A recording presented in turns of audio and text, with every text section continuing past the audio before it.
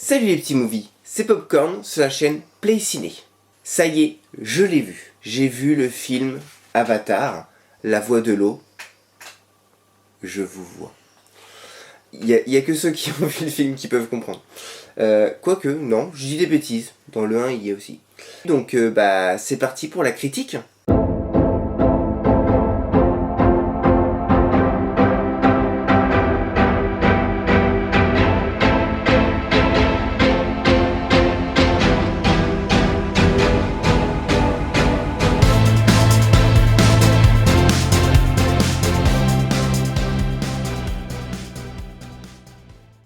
Je voulais dire deux choses.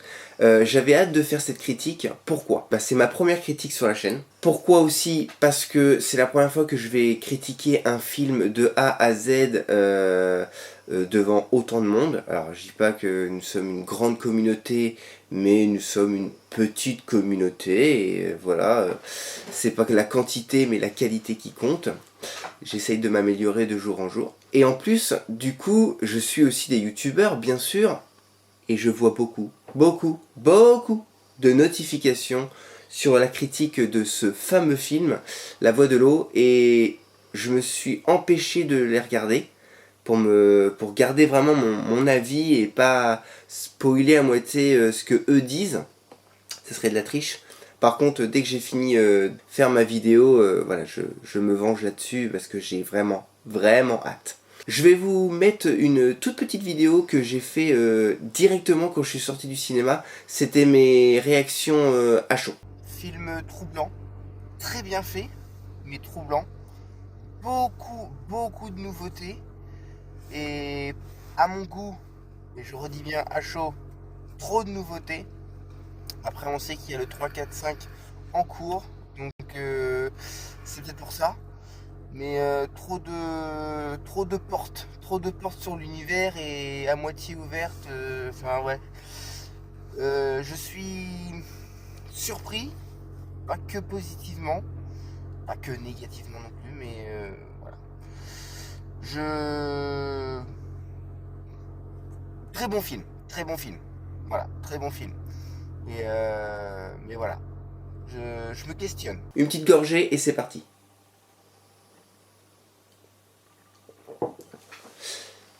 Tout d'abord, le film, parce que bien sûr c'est que mon avis personnel, j'ai trouvé que ce film était merveilleux. Visuellement, rien à dire. Alors bien sûr, je ne fais pas partie du métier des effets spéciaux, du graphisme, voilà, tout ce qui est technologie numérique et tout ça, voilà. Donc je ne suis pas un connaisseur hors pair. Mais je pense avoir beaucoup d'heures, voire plutôt des jours de visionnage, comme beaucoup d'entre nous, et essayer de commencer en fait, quand je regarde un film, malheureusement des fois ça c'est pas super bien d'ailleurs, j'ai l'œil critique. Et là j'ai trouvé que ce film était super bien fait. Alors certains vont dire ah bah oui, enfin en même temps après donc je crois que c'est 13 ans, entre les deux, c'est normal. Oui et non, je sais pas quoi dire de cette remarque, mais non, pas spécialement, ça aurait pu être un navet et puis fin de l'histoire. Cameron aurait pu vendre sa technologie et puis finalement on serait arrivé devant le cinéma ou peut-être bientôt film DVD et tout, en se disant ah ouais d'accord, pas terrible. Enfin en fait je suis en train de regarder le 1 quoi.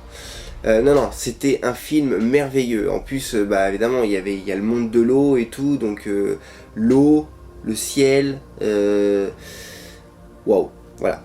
J'ai trouvé ça, c'était un beau film. Alors bien sûr, il y a des points négatifs que je vais suivre après, mais visuellement, j'ai trouvé voilà, que ça marchait à fond. En tout cas, pour mes yeux, ça marchait à fond. Le déroulé du film, à peu près.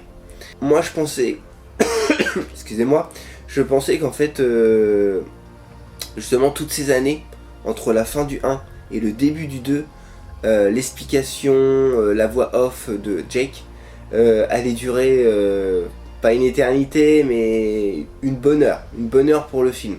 Ça allait être un peu pas gnangnan parce que il fallait nous raconter quand même ce qui s'était passé un peu entre les deux.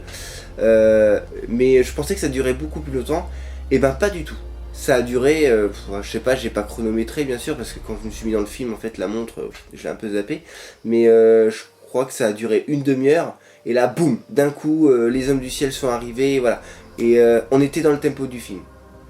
Et ça j'ai adoré, c'était trop bien, parce que voilà, il nous a pas laissé limite nous endormir quoi. J'ai trouvé ça super. Mais en même temps, l'explication de ce qui s'est passé, les avis, le pourquoi du comment, et un petit peu aussi après. Durant tout le film, en fait, on découvre vraiment, voilà, ce qui s'est passé, ce qui s'est passé pendant toutes ces années. Mais vraiment, la voix off de Jake, qui nous explique sa famille, les choix, le pourquoi du comment il se sent lui maintenant, etc., a duré vraiment très longtemps, et j'ai apprécié. Moi j'ai apprécié parce que c'est vrai que c'est un peu ce qui est pénible dans certains films, pour ma part, c'est de de trouver que c'est lent en fait. T'as l'explication, donc c'est bon, t'as compris, et puis bah finalement en fait ça continue, c'est gnangnan. Mais là non, boum, d'un coup, donc c'était super. Après on passe, donc j'ai vraiment résumé des étapes, hein. Je vais pas résumer tout le film, en plus je veux pas trop spoiler. Il y a l'exil. Je comprends le pourquoi du comment il s'en va. Il veut protéger sa famille, il veut protéger la tribu, mais en soi, est-ce que c'était vraiment nécessaire de s'exiler complètement? Je ne suis pas sûr. Franchement, je pense qu'il y avait d'autres solutions. Voilà. Après, voilà, on est d'accord, on n'est pas d'accord. D'ailleurs, pensez à commenter hein, si vous êtes d'accord avec ce que je dis, si vous n'êtes pas d'accord avec ce que je dis, si vous avez d'autres idées, d'autres hypothèses, etc. Il n'y a pas de souci, c'est une chaîne où on débat. C'est même vraiment le noyau central. Je fais les vidéos, je les monte, mais c'est vous qui mettez, c'est vous qui les nourrissez quoi. Puis un petit like, un petit abonnement, bon voilà. Donc voilà, moi je pense que l'idée de l'exil fonctionne, mais est-ce qu'il était vraiment nécessaire? Je ne suis pas sûr. Mais ça c'est mon propre avis. Après, il y a l'idée de... Donc du coup, en fait, voilà, il s'exile, et que devient en fait la tribu de la forêt? Bah on sait pas en fait. Je crois qu'on en parle 3 minutes un petit peu après, mais on sait pas en fait. Est-ce qu'ils sont morts? Est-ce qu'ils sont pas morts? Est-ce qu'ils s'en sortent du coup? Parce qu'il faut dire que, alors oui, ils ont survécu toutes ces années-là, mais le fait que Jake arrive dans leur vie, entre guillemets, ça a fait beaucoup, parce que depuis qu'il y a l'histoire vraiment de l'homme du ciel, voilà. Mais on sait pas ce qui... Voilà, on sait pas, ils ont été mis de côté et fin de l'histoire. Surtout qu'après, bon, on va en revenir un petit peu plus tard, mais il y a l'histoire quand même du... Alors je sais plus c'est quoi, mais sous l'arbre, il y a quand même une source importante pour l'homme du ciel, et ça on n'en parle plus. J'y reviens après, mais voilà. Après, l'exil sert aussi quand même un tout petit peu à quelque chose, parce que c'est voilà, pas une parenthèse, mais un pont pour aller sur l'idée que en fait, et ça j'ai beaucoup apprécié, ça reflète en fait sur nous, l'humain, le monde réel, qu'en fait il y a plusieurs cultures, et ces cultures s'adaptent à leur environnement. Je m'explique. Il y a l'histoire, alors excusez-moi du spoil, mais bon, à un moment donné, je suis un peu obligé, un petit peu, l'histoire de la queue. L'histoire de la... Alors, pas de la main, les doigts, on sait que c'est voilà, c'est autre chose. Mais l'histoire du bras avec les nageoires, etc., le fait qu'il respire un peu plus, la tribu de, je ne sais plus comment, là, des espèces de Maoris, hein, sans vouloir critiquer, hein, je ne me rappelle plus du nom, j'avoue. Voilà, j'ai trouvé ça beau. J'ai trouvé ça beau dans l'esprit où, en fait, voilà, il y a ceux de la forêt. Dans le 1, on voit qu'il y a Jake va chercher, pour après faire la guerre contre l'homme du ciel, ceux des rochers. Il y a ceux aussi dans le désert, Et là voilà, on découvre une tribu de Na'vi, de l'eau quoi, voilà, de l'eau, hein, comme vraiment le titre le dit. Et franchement, voilà, l'exil sert à ça, je pense, à faire découvrir un autre monde et puis du coup partir sur une autre histoire. Et ça, c'était peut-être important, ok, ça d'accord. Et j'ai trouvé ça merveilleux. Mais du coup, par contre, voilà, la tribu de la forêt, bon voilà, je pense qu'elle a eu son film, le 1, et fin de l'histoire. Je pense que non. Ou en tout cas, pas comme ça. Pas comme ça. Voilà. Jake et sa famille s'en va. Et ben, la tribu de la forêt s'arrête. Non. Non. À mon goût, non, pas comme ça. Ça aurait dû être un petit peu plus... S'il fallait l'enlever tout doucement du film, parce que du coup, il y a une autre tribu, donc ça veut dire une autre histoire, et du coup, d'autres personnages, et ça, on va en parler après. Pas comme ça. À mon goût. Dites-moi ce que vous en pensez dans les commentaires. Franchement, ça m'intéresse beaucoup. J'ai hâte d'aller voir du coup mes collègues youtubeurs avec toutes leurs vidéos critiques. Et donc du coup justement, venons à cet univers assez féerique, hein. Au début c'est quand même féerique. De l'eau, de leurs coutumes qui finalement ne sont pas pareilles.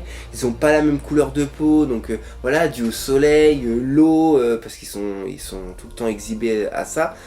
J'ai trouvé ça bien fait, c'est vraiment poussé le détail, un peu voilà comme nous, il y a le blanc et les hommes de couleur, suivant les cultures. J'ai trouvé que ça reflétait beaucoup notre environnement à nous, et d'ailleurs, je donne un point là-dessus, c'est que tellement James Cameron a voulu faire ça, enfin je sais pas si c'est vraiment son idée, mais moi je l'ai ressenti comme ça, il a tellement poussé là-dessus qu'en fait le moment de la chasse, donc un peu comme nous, hein, a été pour moi, trop développé. Il fallait une petite source de chasse, mais pour expliquer pourquoi l'homme du ciel était revenu, etc., vu que de toute façon il ne s'intéresse plus à ce qu'il y a côté forêt, ça on sait pas trop pourquoi non plus, mais donc il fallait, mais là c'est trop. Enfin, pour moi on a trop parlé de ça, mais bon, cela fonctionne à 100%, donc du coup ça gâche pas le film non plus. C'est peut-être que voilà, je sais pas, j'ai trouvé ça long, j'ai trouvé ça vraiment longué. Après qu'ils expliquent le pourquoi du comment, voilà, c'était intéressant. Parce que je pense qu'il fallait dans le film qu'on se dise attends, mais pourquoi en fait ils ont tant de machines, pourquoi maintenant ils sont sur cette source là et pas l'autre. Ok, d'accord, mais ça passe du tout à tout quoi, en fait, tout simplement. Bon, c'est comme ça. Et les personnages, les points négatifs que je trouve dans un des personnages en tout cas, c'est, enfin, pas tant que ça, parce que finalement à la fin je trouve que il a son rôle, il a sa carte à jouer dans le 3, je pense. Car à la fin je donnerai aussi mon avis de ce que je pense, de ce que j'attends du 3, enfin ce que je pense qu'il y aura dans le 3, pas ce que j'attends du 3, mais c'est comment il s'appelle, Spider je crois, le garçon humain quoi en fait. Notre Mowgli ou notre Tarzan, parce que moi ça m'a fait penser grave à ça. La première heure, donc du coup voilà, il est là. On explique un peu vite fait pourquoi, donc c'est un bébé qui était là, la voix off de Jake en tout cas l'explique. Et du coup voilà, il essaye de se fondre dans la culture des Na'vi. Mais là je me suis dit mais attends, mais voilà, le temps passe et puis lui il est toujours là, il s'amuse avec les enfants et tout, il est kidnappé, mais ouais, bah, il sert à quoi vraiment en fait? Il sert à quoi? C'était juste pour créer une autre petite histoire,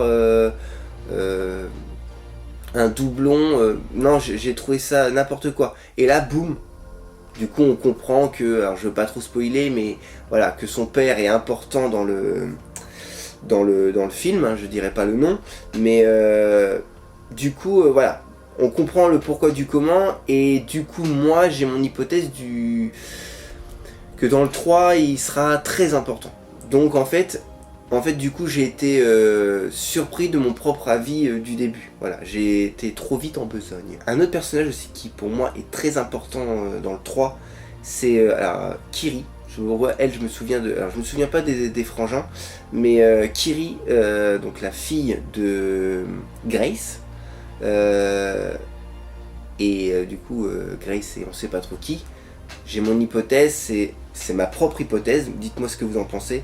C'est que vu ses facultés elle a vraiment des facultés un peu plus que les autres, et pourtant c'est une fille humaine, hein, de Grace. Je pense que Grace a forniqué avec soit un autre avatar, soit il s'est passé quelque chose avec l'arbre de vie, je sais plus le nom, désolé. Ouais, j'ai plus le nom en tête, j'avoue. Enfin, voilà. Pour moi, c'est plus... il s'est passé quelque chose avec un autre avatar. Parce que... Enfin, je sais pas, elle a trop de facultés pour que ça soit juste un enfant d'une humaine, quoi. Juste, tout simplement. Non. Pour moi, ça fonctionne pas. Après, on verra dans le 3. Et justement, donc, du coup, on y vient... Alors, non, je vais finir quand même les étapes. Du coup, voilà, les personnages sont...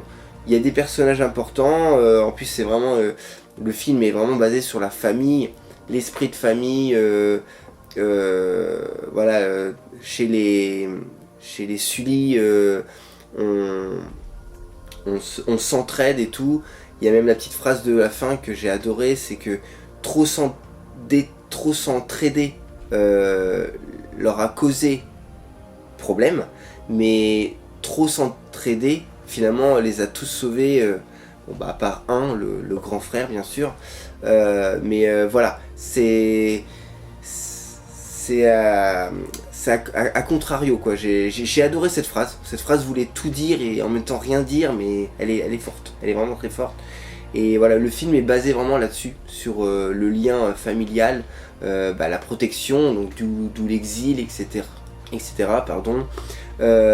Quand ils arrivent dans l'autre tribu, voilà, eux ils ont déjà aussi leur culture, leurs liens familiaux, et une autre famille arrive. Alors même si finalement Jake est assez important finalement dans le monde Avatar, parce que finalement tout ce qu'il a fait et tout est connu. Mais voilà, c'est vraiment un film à émotion. Il y a des touches d'action, d'action. Mais vraiment, c'est un film à émotion pour ma part. Ce que je pense du 3. Spider, ce qu'il a fait à la fin, donc désolé, je vais spoiler, mais de sauver son père, va avoir beaucoup de conséquences, du coup sur le film, mais sur lui-même, parce que ça va être un dur secret du coup. Il va quand même vivre avec la famille Sully, avec ce secret-là. Et voilà, autant vous dire que je pense que ça va quand même être important dans le film, je pense. Kiri, du coup, pareil. Alors, du coup, est-ce qu'on va vraiment savoir qui est son père? Je ne sais pas. Mais du coup, dû à ses facultés, va être poussé en avant dans le 3 comme personnage principal, parce que c'est quand même un des personnages principaux dans le 2 en tout cas. Donc oui, je pense qu'il va y avoir beaucoup de secrets, beaucoup de choses dévoilées dans le 3, et j'en attends en tout cas beaucoup, comme beaucoup je pense. Donc voilà, je pense que finalement il y a beaucoup de choses à dire et finalement pas grand chose à dire, parce que ce film, le 2, La Voix de l'eau, je pense était une passerelle entre le 1 et le 3. Le 3, on va en savoir, on va en savoir beaucoup. C'est l'histoire qui commence.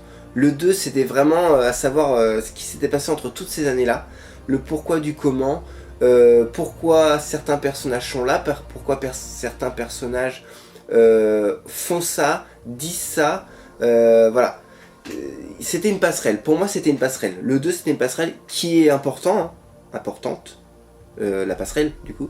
Mais enfin, voilà. Bref, je vais pas piloguer et ramer. J'ai adoré ce film, voilà, il y avait des points négatifs, je les ai dit. Vous, qu'est-ce que vous en avez pensé? Pour ceux qui l'ont vu, pour ceux qui l'ont pas vu, allez le voir. Bon, peut-être attendez un peu, parce que c'est vrai que là, au cinéma, il y a du monde à gogo. Mais du coup, allez le voir, parce que franchement, si vous avez aimé en tout cas le premier volet, le 2, normalement, vous allez kiffer. C'était Popcorn sur la chaîne Play Ciné. Je vous dis à quand? À la prochaine vidéo. Salut les petits movies.